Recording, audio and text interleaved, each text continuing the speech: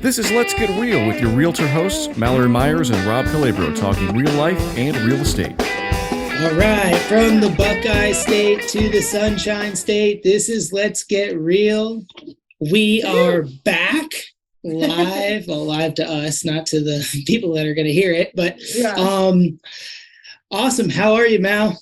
I'm good. It feels good to be back. It feels good to see your face. It feels like it's been a long time. Yeah, it feels like that. Although it's probably not been that long, but it feels like that. It's probably been like a couple of weeks, but it feels a lot longer. Yeah, but the market is different than the last time we talked. Yeah. The seasons are changing. Things are a little different. For you, it's 90 degrees here still.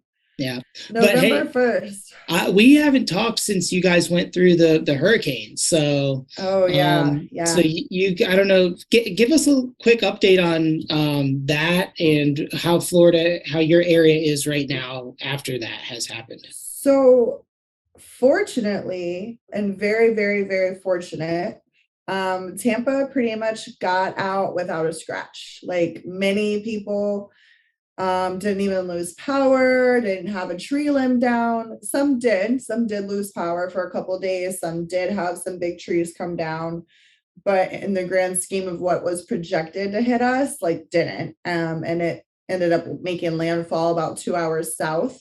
Right.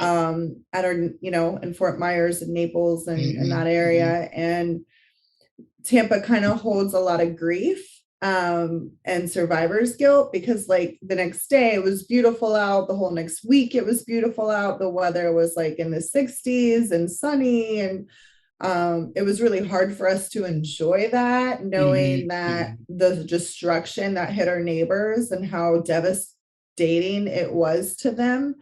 And how it was projected to hit us and didn't. So Tampa really went through a lot of interesting emotions. And I say that as a collective because I saw all of, the Facebook posts, the businesses posting how they were going to come together and take all of what they bought to her, for the hurricane prep and donate it. So there was truckloads by so many different companies, restaurants, brokerages, businesses, independent, just individuals who took everything they had as part of their hurricane prep and more, obviously, and donated it, and still are actually. I was actually invited to go down on Friday to help bring a load down. Nice. So there's a lot of collective efforts to help Fort Myers, which is really awesome to see. And to really show that we understand how lucky we were and are, and how to help our people. So it's definitely been a lot of emotions, and knowing that you survived something that could have been where I lived and St. Pete could have been just completely off the map after that storm. And we're just a peninsula, right? That could have just been completely wiped out. Yeah. So we got so lucky. It's, I'm glad to hear that you didn't have any major issues. You're right. There was a lot of people that weren't that fortunate. But so your parents have a house in Naples, right? Yeah, Bonita Springs. They were okay as far as their property. I think they had to deal with some tree limbs down and things like that, but nothing major. They have some good friends that are a little bit closer, like on the water, and they have a lot of damage. They were just down there actually, and just say like certain areas really not in great shape, but a lot of it was lucky, like you were saying. And their neighborhood was lucky, so it was good. That's good. I'm glad to hear that. Yeah, it's wild. Even Inglewood. Inglewood is, very close to that area in Venice Beach, and they really got it bad too. And people evacuated down there, and by the time they knew the storm was coming there, they couldn't evacuate back for safety. I mean, that's what's so sad, is that people went there because they thought it was safe, and then they got completely wrecked. So it's just tough. It felt like we were following it pretty well, pretty tightly, because we were actually at that time on vacation down on the East Coast in South Carolina. And so we were like, should we leave? Should we go? And we ended up leaving early. And they got hit by a pretty bad storm, but it wasn't like anything like some of the places that got damaged. Yeah. I think by the time it hit you, it was like a tropical storm, or That's right. Yeah. Which is bad. You know, it definitely is good that you left early, but Mhm. yeah. I mean, the projection of it and how it rotated, what's really wild is watching the time lapse of it all and how it's Yeah. like going towards Tampa, and then it's like Mother Nature just blew on it and it just went Shifted. like, Yeah. we're Wild. just incredibly lucky. Yeah. Well, good. Well, I'm glad you're safe, and I'm glad that everybody you're close with down there is doing well too with all of that. Thank you. Um, Yeah. but you have been really busy lately. So, what do you? Before we shift into talking about the market and talking about rates, let's just talk about your business and my business, and just kind of what are you seeing right now? Yeah. So right now it's an interesting time, and I know that we'll discuss the interest rates. It is slower on the buyer's end. Mhm. And I am definitely working with more sellers at the time. So a couple buyers, got some buyers under contract recently, so they are still Good. moving, they are Yeah. still buying, Mhm. obviously. Mhm. So yeah, it's definitely been a very abundant season. It's been good. Mhm. I try really hard to educate buyers, so I can tell them about this market and how to use it in your favor, like negotiating and having that buyer power at the moment. So far it's been pretty good. It's been I think, what month are we in? October. I had 4 November closings. 1st today. Yeah. On November. I had 4 closings in 1 week last month. So Nice. that was a very busy, people were moving, people are buying, people are selling. So it hasn't been slow. Good. Yeah. And Columbus has been it's slowed down a little bit. And as you and I talked about this earlier, but the market traditionally shifts in August, September, October in Columbus anyways. And I think a lot of parts of the country for various reasons. But it's not like there's like a staggering fallout or anything of that nature. And Right. I'd seen this headline, actually, I think it was this morning or yesterday morning. I clicked on it. It said home prices are dropping faster than they did in 2008. And then, so that interested me because I hadn't really seen that in the market, and I wanted to do some research as to what that actually meant. Yeah. And it turns out in this article, it was the headline was definitely clickbait. They really were referencing like decrease month over month specifically in the San Francisco Bay Area. So it's not what it seemed, but I will say this: the average sales price today in September in Columbus is lower than it was in July of this year, which a lot of people would point to that and say that means that prices are dropping. But if you go back, which I did, and I looked at 17, 18, and 19, compared July to September, and in each of those years, average sales price was higher in July than it was in September. Yeah. So this is a normal market cycle, like an annual market cycle.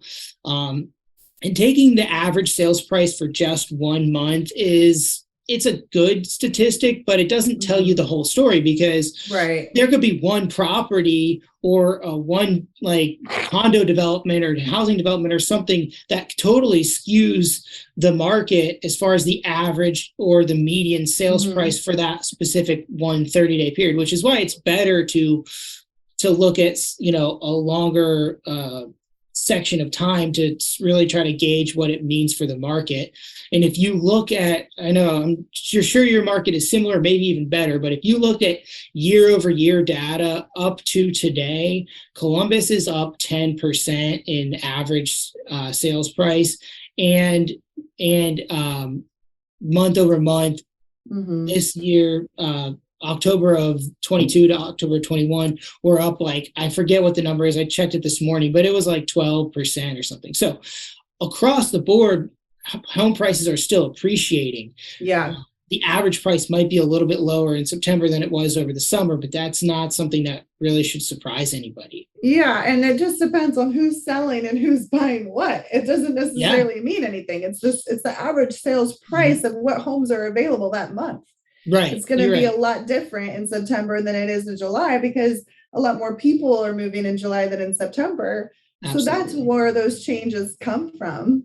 Yeah, you're right. I mean, so you have to, I mean, you can take data and create a point of view that you want to create based on that data, right. Especially the larger, you know, news outlets that want you to click on their article and read it, you know, home prices falling, you know, dropping out of the sky. That's a pretty intriguing thing to click on. Even I'm going to read that. Like, anybody who is involved is going to. Yeah, but that's not to say that there hasn't been a shift, because there has been. Right, I mean, there has been. Rates have increased. There is less demand in the marketplace today than there was 6 months ago or even 4 months ago.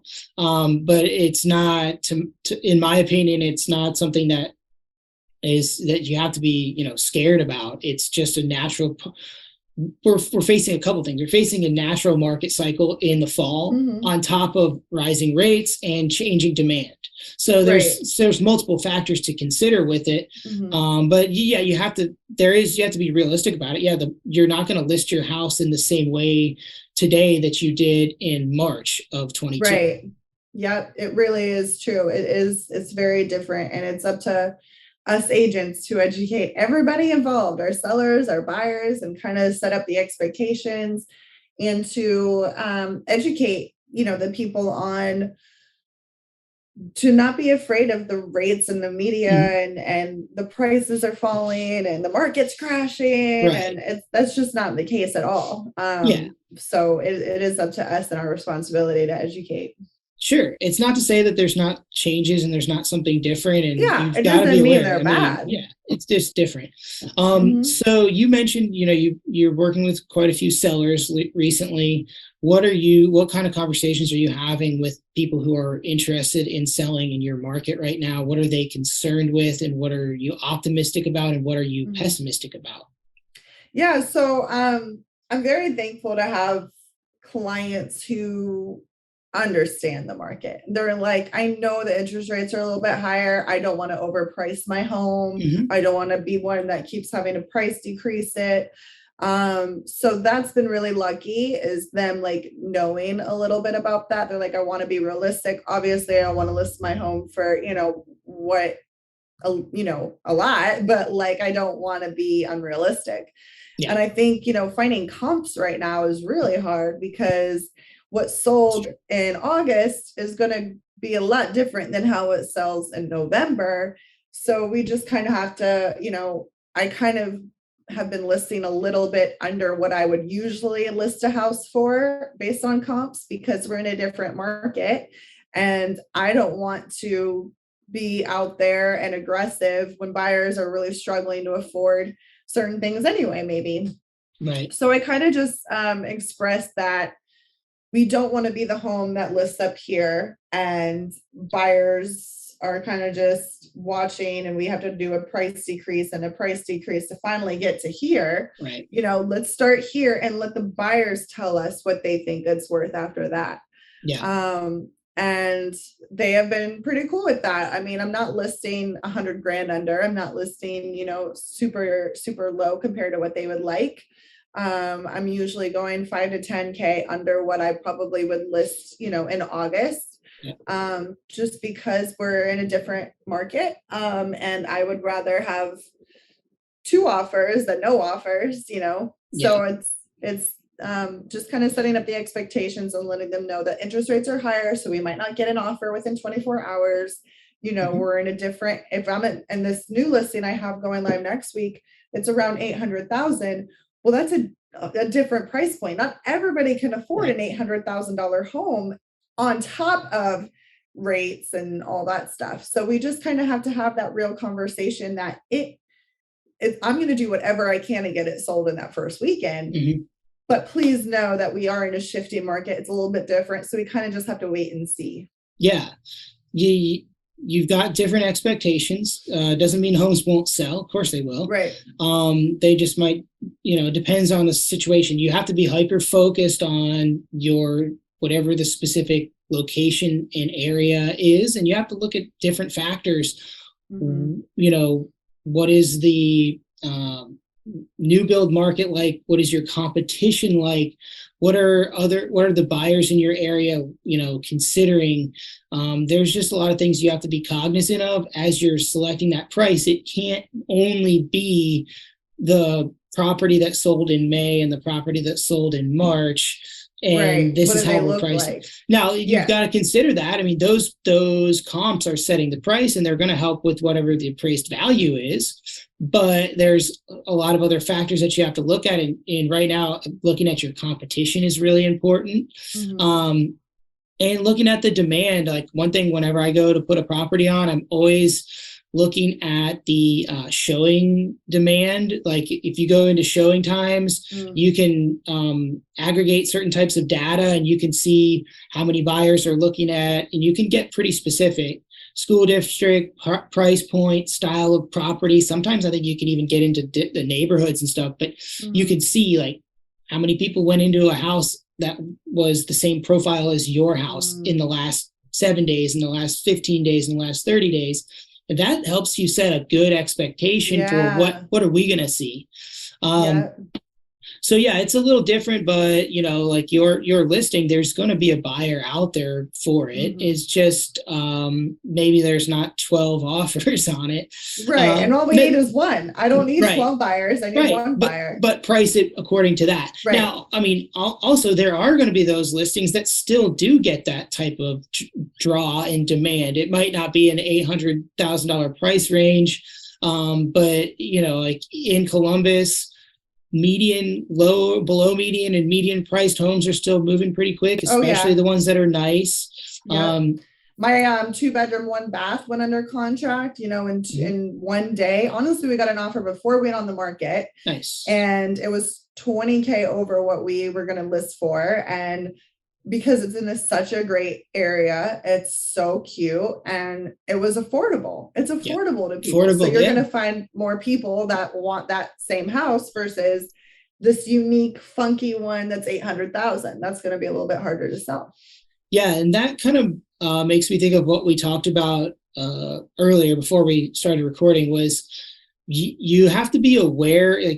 The impact of rates. Okay, so let's shift over to that conversation. I just checked on Mortgage News Daily, and it looks like 30-year fixed is hovering just above 7, but they're usually a little high on their average. So you're probably looking at high 6s to 7 for a rate on a 30-year fixed today.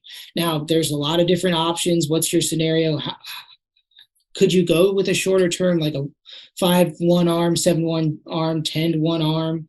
Possibly. I just talked to a lender that does a lot of physician financing, and he was saying most of the physician loans right now are they're selecting a 10-1 arm because it's a little bit better rate, and you've got 10 years to change out of that. Whether you sell the house, whether you refinance it, you're speculating that you're going to move or you're going to refinance at least in the next 10 years. That's probably the case for most people. Yeah.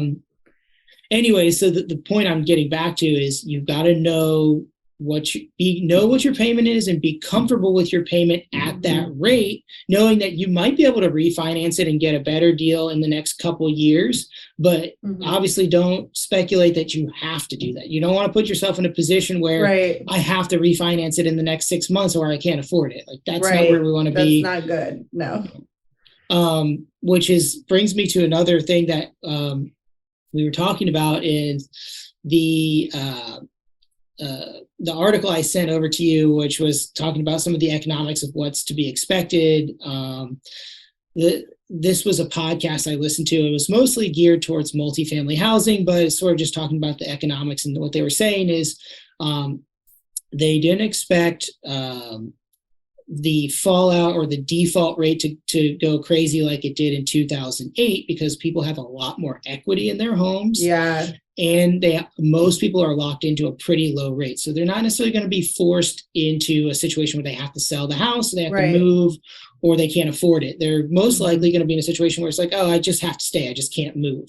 Right. And that's okay. I can afford my payment and I can stay here. So that affects the market differently. It reduces supply. It doesn't increase. So unless there's a huge flood of supply to come on the market, that's when you're going to see a massive, price drops, because there's so many houses and there's not enough demand.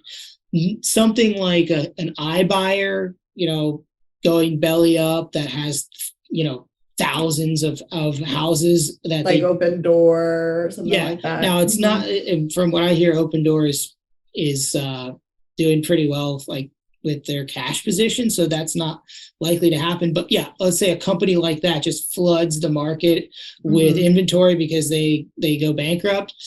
That wouldn't be bad for the pricing situation, but that's kind of a rare scenario. Right. Yeah, it is. So it's not the same market. If you were, if you had to sell, you could sell. I mean, it's not like you're going to be in foreclosure. You're not going to have to really go into that kind of situation, because most likely you're going to be able to sell, pay off the debt, and move forward. Yeah, which will change a lot of different things. Exactly. So that to me is a good thing for the market and the healthiness of being a homeowner, but it's actually not a great thing for you and I necessarily, because it does reduce the level of inventory. Yeah. But this is just a market. It's a typical market cycle. It's not something that's never happened before. Yeah. So we just got to roll with the punches. Yeah. So with the rates at where they are today, I mean, what kind of advice are you giving to people? So to me, yes, it can increase your mortgage rate or your monthly payment, excuse me. But 2 years ago, we were fighting, like tooth and nail for a home, going 50, 60, 80K over asking to get a home at a 3% rate. Now you have a 7% rate, but you can negotiate 25K under, 30K under, 10K under, ask for closing costs, ask them to repair things, ask for a 10-day inspection. You have so much negotiation power now that you can ask for a rate buy down. You can ask them to contribute to your rate to where you can make that monthly mortgage payment great for you. Like, the rate might be high, but don't let that scare you, because the negotiation power you have in this market, because so many buyers are afraid to move right now because of the media telling you the interest rates are high. They're higher than what we've had. Absolutely. But they're not high like 1970 high, right? Like, it's not like you're paying 20% interest rate. You're paying up to 7%. And then you have the negotiation power, which means you get it under, and then you can refinance, which means you can make those payments smaller again, and you have a home that you love. So that's kind of what I'm trying to encourage the buyers into, that this is a fantastic negotiation market right now. It absolutely is. And I think it's that I said it like maybe a month or two ago, like, now's the time to jump in and find a deal, because, the demand's probably going to change going into 2023, and the spring market's likely to have a pretty high level of demand.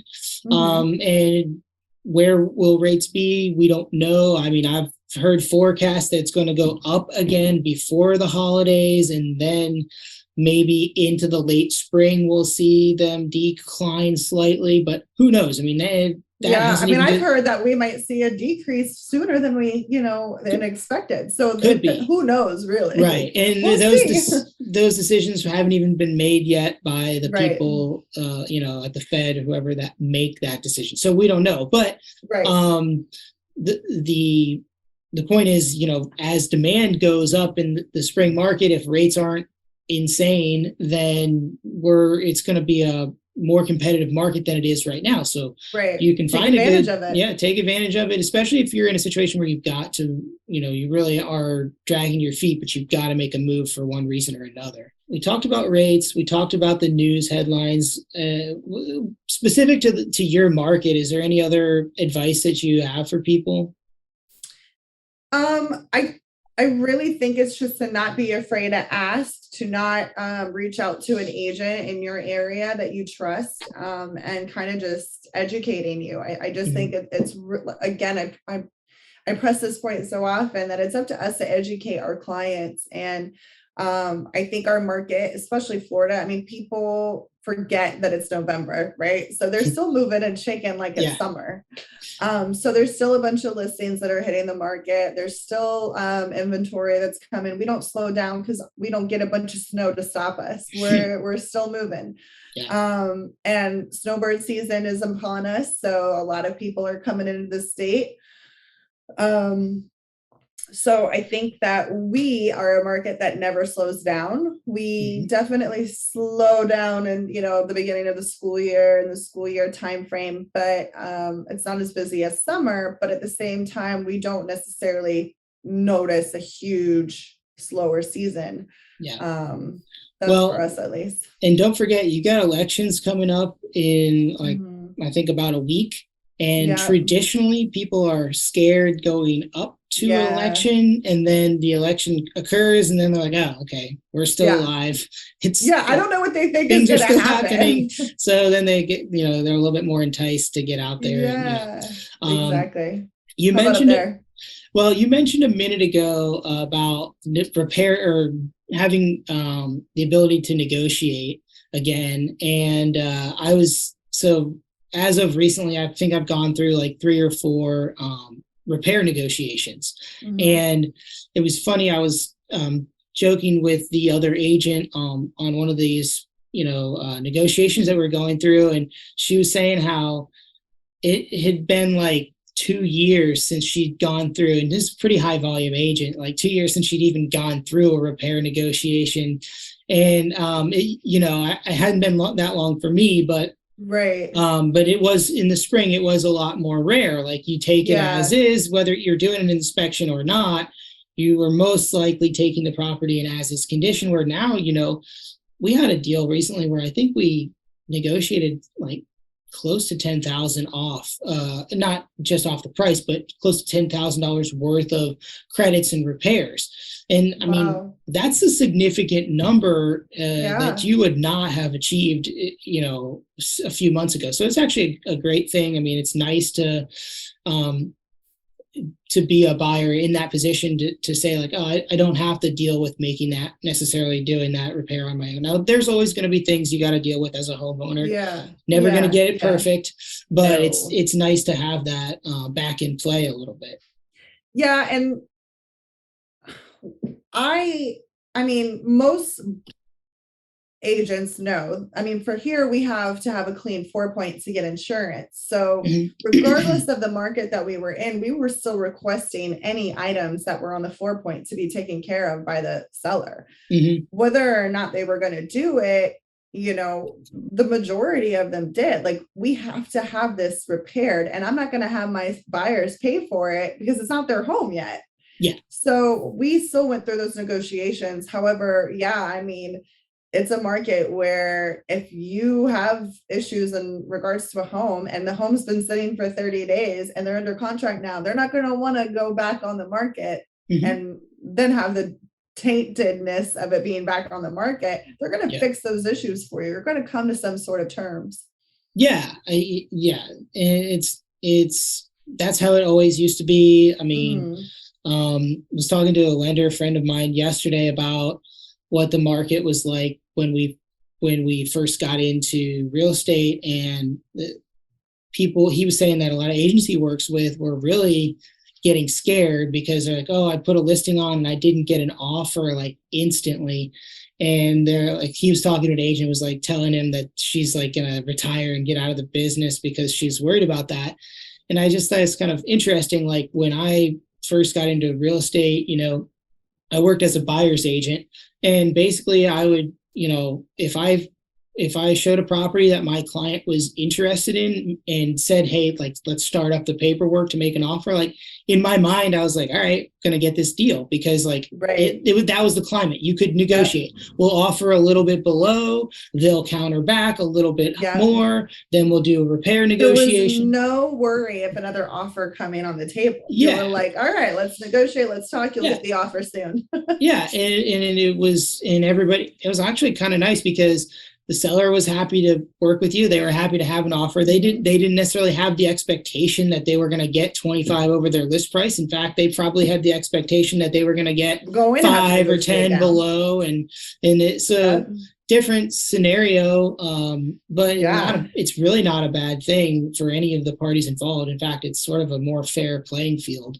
1000%. But for the people who just got lucky and, took advantage of the market, and the agents that listed for 2% and, under, and got listings that are actually going to have to work now, they're going to end up falling off because they don't even know how to work in this market, just like you said.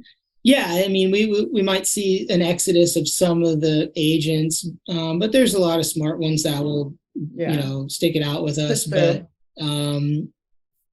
so very interesting, and I'm excited to see what 2023 has in store for the market. So we talked a little bit about VA earlier. I just put a buyer under contract that is a VA, and they are home sale contingent. So it should be a good deal. It should be it shouldn't be a very difficult one, but there's going to be some probably some bumps along the way. But you were saying that your deal that you closed recently was pretty wild. Do you have anything you want to share on it? It was the deal of the century. This home, again, it's like 100-year-old home, and the grand scheme of things, it had been updated along the way in some of the areas. The inspection wasn't total disaster, but because it was a VA loan, they're going to have more things that need to be inspected, more things that need to be repaired, and it wasn't really that bad in the grand scheme. It's just, when you get through underwriting, they like ask for one thing. Okay, we need this and we need this. Okay, done. All right, now we need this. Okay, done. Now we need this. And it's like, mother, could you just send a list? Yeah. Well, and so my poor buyer was going through a physical breakdown because it just felt like one thing after the other. And they were also a home sale contingency. And we sold their home a week prior to us closing because we wanted to make sure the funds hit their account, that we were able to wire everything according to plan. And I just was a little nervous to doing it the same day. Yeah. And which stressed my buyer out more, bless her heart, because she's like, are we going to have a roof over our head? If we don't close on this home, we're going to have to buy another home. And it was a lot for her, which made me feel awful. I mean, it really, buying a home is supposed to be super exciting, and like, it's stressful. No deal, like no purchase of a home, something that big, is going to be a breeze. It's still going to have a little bit of stress along the way. Some are a breeze, but not often. So it made me feel terrible that it just was causing her so much stress. And everything that needed to be done, we were able to get it done quite quickly without an issue. But it was just the stress of it all made the whole transaction feel like it was awful. Yeah. I mean, when it comes to that stuff, it's a lot of it's about the expectations, because the reality is when you work with VA, there's a lot of red tape because it's, government supported product, and that's just how our government works. And but if you understand the process and that that's what's going to happen, then usually that takes a little bit of the edge off. But no matter what, like you said, there's always just a little bit of, at the end of the day, one person wants to sell, the other person wants to buy. Right. Could you just let us do that? And that's kind of the feeling. Actually got them under contract on the 100-year-old home maybe a week and a half before we listed their home. got their home listed, got it under contract, sold their home before we purchased, obviously, like this new one. I mean, it was just a lot, but I did learn a lot. And like you said, it kind of is us that set the expectation. So now in the future, if I have a 100-year-old home that has a well and has, all this stuff, I'm like, we need a water test. We need to get the well inspected. We need to get the WDO. We need to get all X, Y, and Z. And like, yes, obviously a WDO, but like, the well, we need to make sure we get the water tested now. We need to, there's just certain levels of things that you want to make sure that you just are on the ball. That way the underwriter already has everything they need to approve the loan. Yeah, and that's a good point because I've got to get well and septic tested on this deal that we were just talking about. Yes, yeah, make sure you get a water test too. We'll discuss this more on the next episode, see where we're at with it. Yeah, good luck. Well, so you're getting their listing too, right? Because it's for sale. Awesome. Yeah, we'll be putting that on the market tomorrow, I think. So likely before this actually airs, but it should be a fun listing. So we are again, those for sale contingencies are being accepted now. Like I straight up negotiated that we are not listing this home until we get through inspection to make sure that we're actually going to buy the home. I'm not putting my house on the market until we get through that. And it was accepted. Definitely would not be the case last summer. No, not at all. Yes, we got home sale contingency. We have a regular inspection period. We don't have any appraisal gap coverage. So those things are okay. And you know what? It should shake out to be a fair deal for both parties involved. Hopefully, not would, but it seems like it is going to be. And to my, knowledge so far, my clients super excited, and I assume the sellers, happy too. So but we are getting close to the end of the year. It's November 1st. So holidays are coming up. I'm excited for that. I'm excited we'll do some more like holiday, do a holiday episode coming up soon. But what else, anything else you expect for your market heading into November, December? I think that up to Thanksgiving, it'll probably be a little normal, and then Thanksgiving will hit, and Thanksgiving and Christmas kind of can slow down a little bit because it's the holidays, and people just are like, we'll just do it after the holidays. We'll do it after Christmas. And some people literally December 26th, my phone rings. So it's just like, they just need to like pause for that month, and then they'll pick right back up. So I think it's just really nurturing and also checking in with the people that were wanting to buy early next year. That's going to be around the corner. So it really is, okay, who do I need to follow up with? Who said they were going to buy next year? Who, may want to get in before Christmas on their new home this year. So we'll see. Yeah. Same here. I mean, typically right at the end of the holiday season, just there's like a wave of people who are just in limbo, like, let me get through this. And so I expect that to be the case. I think we're going to see a little bit of a spike leading into Thanksgiving because of the election that's occurring on the 8th. But that, who knows, rates change in, one direction or another, and that could impact that. So we'll just have to follow the market and see what happens. But we don't have a crystal ball. We're just going to kind of see what happens and adjust and shift accordingly. Yeah, absolutely. All right. Well, this has been a great episode.